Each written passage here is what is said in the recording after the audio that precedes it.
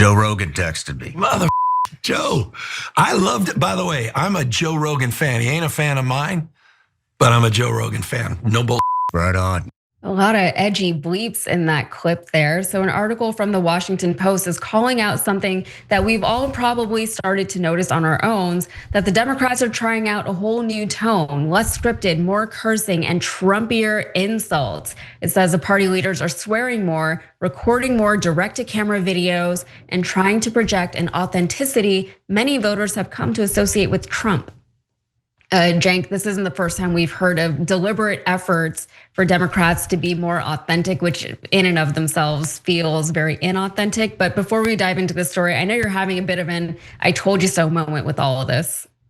Yeah, and so guys, we've been telling them to fight back harder and be edgier for what, 10, 15, 20 years? The whole time we've been on here. And what did they say to us? Whenever we fought back aggressively, they said, no, be civil. Civility is the most important thing in the world. You have to be super polite. I remember when Ossoff lost the first time around in the House, they had like these insane like placards behind him, like lose with grace or whatever the hell it said. Okay, it was like, come on, you weaklings, right? Now they're like, oh, we have now asked our Democratic consultants and spent millions of dollars on it. And it turns out that we need to curse more. That's not even the point, you dumbasses. Yeah, when I call you a dumbass because you're a dumbass, that's authentic because that's how I talk. Authenticity is part of the point, not Gavin Newsom going, oh, I am going to effing tell you that. How did I do, consultant? Did I do well? I was trying to get on Joe Rogan's show. And so I told him that I like Rogan and I said F while I did it. Did I, okay, good, here's $1 million. He taught me how to be authentic.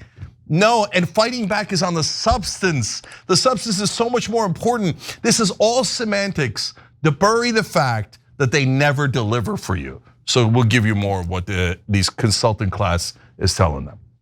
Yeah, well, this authenticity question has long plagued the Democrats, specifically as they're seen in contrast to Trumpy Republicans. So back in the early 2000s, people loved George W. Bush because he seemed like the kind of guy that you could get a beer with, okay? If you weren't around during that era, that is literally what they said about him.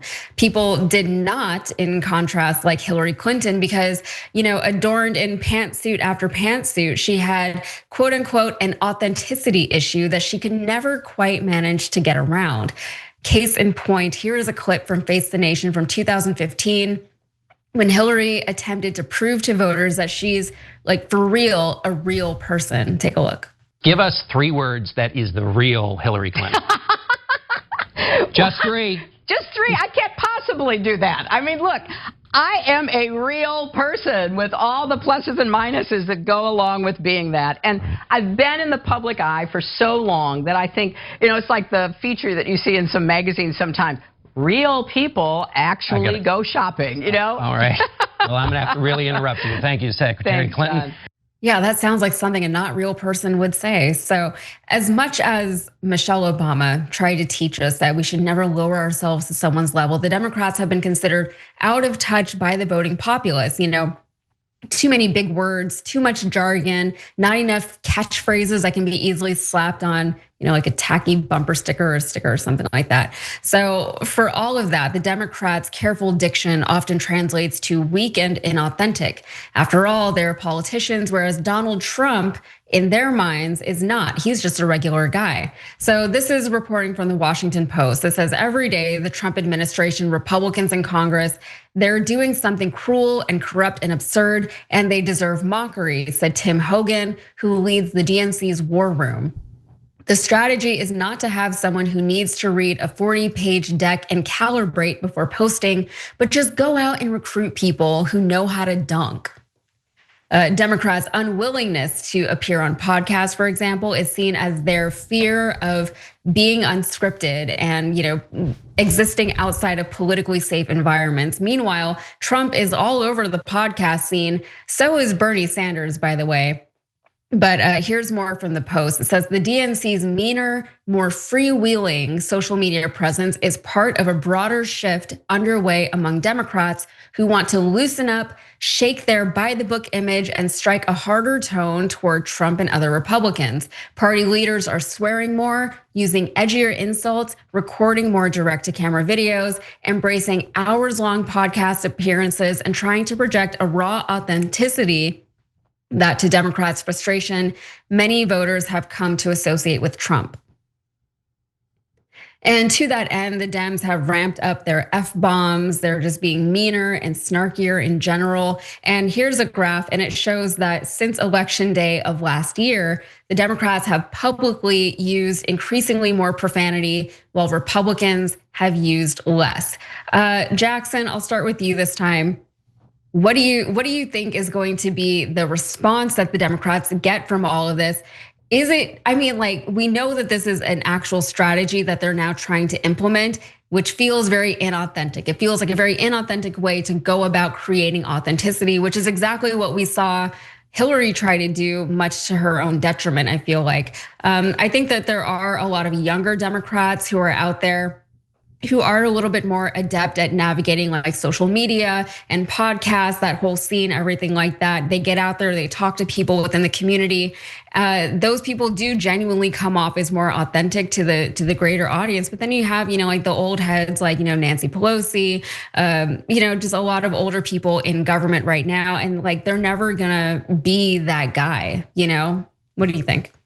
Yeah, and I mean, in terms of like style and authenticity, a lot of that is a generational issue because, a lot of these people who become elected officials started off as lawyers. They went through prestigious schools. They didn't necessarily showcase that part of themselves, so everybody can see if and when it's fake. You really can't fake authenticity to any type of effective degree. But the real issue with the Democratic establishment is that they haven't delivered on policy issues for decades.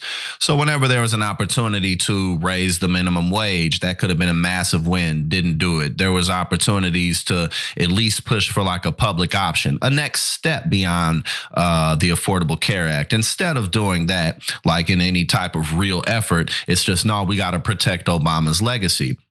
And especially for the younger voters, people who are like 18, 20, 23 now, they were children when Obama was president. So that type of stuff doesn't really mean that much to them. But, at the end of the day, yeah, sure, that can work. But again, like Gen X, Gen Y, Gen Z, we'll handle that, as we navigate through the these digital platforms, connecting with people on social media, or Zoran, his very effective campaign, just really being in the streets and really connecting to what people need. That's what the Democratic establishment really needs to be focused on. Now, obviously, corruption is the biggest thing in the way of that. That's where we come in. And by we, I mean anybody who gives a damn about not just this country, but their communities. One thing I always do my best to encourage people to do is to start smaller, focus on your own community. Even myself, I've been very focused on St. Louis, Missouri, where I'm from, because you can't make sweeping change everywhere. And I think that we can burn ourselves out when we think that we have to change everything all at once. But in reality, you have cities across the country who have implemented things like universal basic income. Even here in St. Louis or Missouri, Medicaid was expanded through a ballot measure. So focusing on those types of initiatives really can go a long way and help to erase a lot of the apathy that the public feels. But I mean, cursing more isn't going to make people believe that their bills will be cheaper. So if the Democrats want to have any type of real relevancy going forward, they're going to have to do more than just throw us a bone. Yeah. So guys, we got a poll here, but it goes to the heart of the issue. It's in the live show. The show's live, of course, 6 to 8 p.m. Eastern, Monday through Friday. So start watching at 6 o'clock every day. So what's the Democrats' biggest problem? A, tone, B, policy. See, now they're going to changing their tone because they don't want to change their policy, right? So if they actually wanted to get voters, instead of saying, the F word, the S word every once in a while, who cares? You say it, I don't mind. And I'm not gonna give you a cookie for it. I'm gonna give you a cookie if you pass $15 minimum wage, if you pass paid family leave, but you don't wanna do that because you're crooks and you work for your donors. So instead, your stupid ass consultants told you to curse a couple of times and to seem more authentic by being even more fake. So I'm gonna read you guys this part of the LA Times that I read to you before because it's perfectly appropriate here. So because it's not just the politicians, guys, it's the media. Mainstream media says civility is the most important thing. These Democrats, for the last 20 years as we've been doing the Young Turks, they said the Democrats better not fight back. They better not do anything, okay? They have to be civil. Why? Civility protects the status quo. It protects the powerful. The powerful are already on the top, at the top. So if you're civil, nothing will change. If you're uncivil, things might change. And that is why mainstream media has lied to you your whole life to protect that status quo. So when I ran for Congress, something super interesting happened. LA Times did an endorsement in the race. They of course endorsed the corporate Democrat, which they do 200% of the time, right? But when it came to me in that race, here's what they wrote. Uyghur is seeking the seat to further the progressive agenda is promoted on his show. Okay, sounds good. But while we agree with him about the corrupting influence of money in politics and some other subjects, well, that sounds amazing. They agree with me on the most important issue, many other subjects. I'm running on a progressive agenda, which it turned out, hey, we could have used it, right? We could have won if we went in that economic direction and delivered for the American people. They say, but they end by saying, we find his pugnacious style off-putting and not conducive to a more civil Congress. So that's the mainstream media saying, you better not fight back. If you fight back against the status quo, we're gonna say that you're off-putting and uncivil and pugnacious. So now that Trump proved that style was correct, we were right all along. We were right all along. They should have been pugnacious from day one. They should have fought 1,000 times harder from day one. But now that the jury's come in on that, they're like, okay, great. Now we'll do that as theatrics and optics. But we're never ever gonna actually give you anything.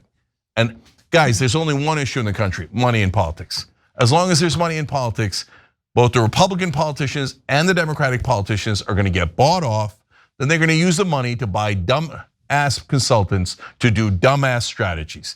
And that's where we are right now in the year 2025. I like that they called you pugnacious, though. I feel like that's a compliment. That's all I want to add. Yeah, it's a compliment today. But when I was running in 2020, they were like, oh, pugnacious is terrible. How dare you? How dare you? Okay.